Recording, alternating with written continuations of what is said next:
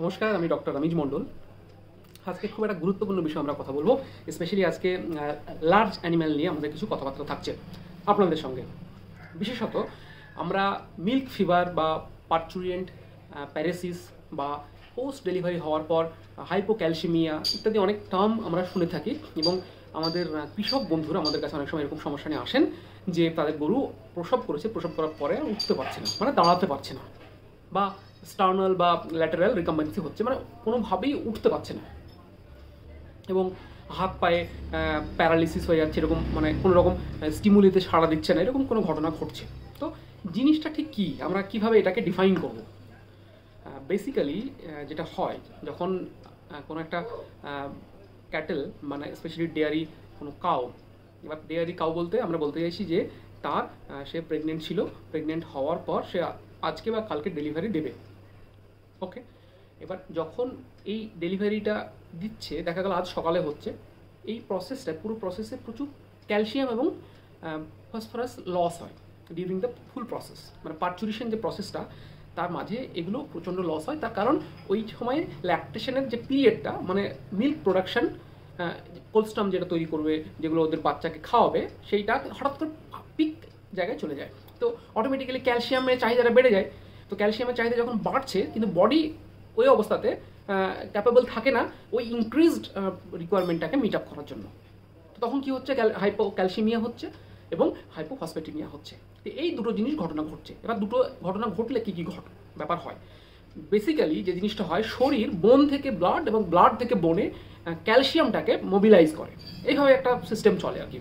তো এই অবস্থাতে যখন দেখা যাচ্ছে যে এরকম মিল্ক ফিভার হচ্ছে বা হাইপোক্যালসিমিয়া হচ্ছে, তো এই অবস্থাতে দেখা যায় যে ডিউরিং প্রেগনেন্সি এবং যখন ডেলিভারি হলো সেই সময় প্রচণ্ড ফ্লুইড লস হয়ে গেছে, দিয়ে সে বাচ্চা প্রসব করার পর সে আর উঠতে পারছে না।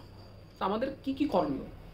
যেহেতু এই সময় মিল্ক প্রোডাকশন হাই থাকে, পিক লেভেলে থাকে এবং কোলস্ট্রাম ফিডিং হচ্ছে, এই সময়টাতে ওদের এনার্জি রিকোয়ারমেন্টটা সব থেকে বেশি থাকে। তো আমরা যে জিনিসটা করতে পারি এইটাকে মেটানোর জন্য, মিট আপ করার জন্য, যখনই কোনো গরু প্রেগনেন্ট হচ্ছে বা ক্যাটেল প্রেগনেন্ট হচ্ছে, তাহলে আপনাকে যেটা করতে হবে, সাথে সাথে কোনো আমাদের নিয়ার বাই যেসব হাসপাতালগুলো আমাদের পশ্চিমবঙ্গে আছে সেখানে আমাদের ডাক্তারবাবুদের সাথে যোগাযোগ করতে হবে।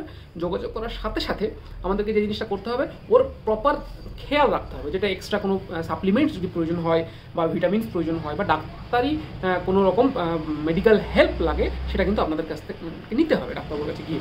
আর না হলে এই হাইপোক্যালসিয়ামে যে সবার হবে এমন নয়, সাধারণত ওল্ডার অ্যানিম্যালসদের হয়, যারা 3বার 4বার অলরেডি ডেলিভারি করেছে বা তাদের বাচ্চা হয়েছে 8-9 বছর, এরকম এদের বেশি হয় এবং যাদের বডি ওয়েটটা অনেকটা বেশি।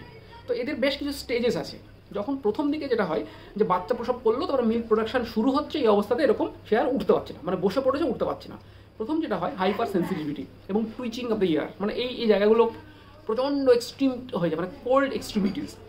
এবং আস্তে আস্তে সেটা কী হয়, ল্যাথার্জিক কন্ডিশন তৈরি হয় এবং সেই জায়গাগুলো মানে চোখ এবং মুখ, বিভিন্ন জায়গাগুলো পেল হতে শুরু করে, ফ্যাকাশে হতে থাকে। এবং সেই জায়গাগুলো আপনাকে স্পেশালি নিয়ন্ত্রণে রাখতে হবে, যাতে সেই জায়গাগুলো আমরা কীভাবে ওষুধপত্র দিয়ে বা আপনাদেরকে মেডিকেল হেল্পের মাধ্যমে আমরা কীভাবে ওটাকে অ্যাচিভ করতে পারি। আর স্পেশালি আস্তে আস্তে যদি আমরা ট্রিটমেন্ট শুরু না করি, ট্রিটমেন্ট বলতে এখানে শুধুমাত্র calcium supplementation through IV route বা প্যারেন্টাল রুট, এর বাইরে আর কোনো ট্রিটমেন্ট আমাদের নেই। এই জন্য আপনাকে ক্যালসিয়াম হয় আইভি দিতে হবে, তার সাথে সাথে কিছু ক্যালসিয়াম জেল পাওয়া যায়, সেটা আপনাকে খাইয়ে মানে ওরালি দিতে হবে। এবং তার সাথে সাথে যেগুলো সমস্যা হয়, যেমন অ্যাসোসিয়েটেড কিছু ফ্যাক্টর, যেমন ফিভার হয়, ফিভার বলতে টেম্পারেচার প্রচণ্ড হাই রাইজ হয়। তাছাড়া অনেক ক্ষেত্রে কিছু কিছু দেখা যায় যে টেম্পারেচার সাব নর্মাল টেম্পারেচারও চলে আসে।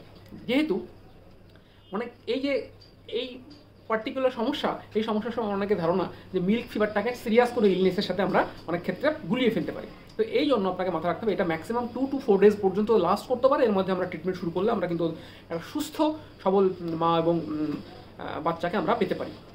এই জন্য এরকম সমস্যা তৈরি হলে কখনো আপনার দেরি করবেন না, আপনার সরাসরি আপনার নিকটবর্তী যে হাসপাতাল আছে বা ভেটেরিনারি ডাক্তারবাবু আছেন, ওনার সাথে যোগাযোগ করুন এবং যত তাড়াতাড়ি সম্ভব ট্রিটমেন্ট চালু করুন।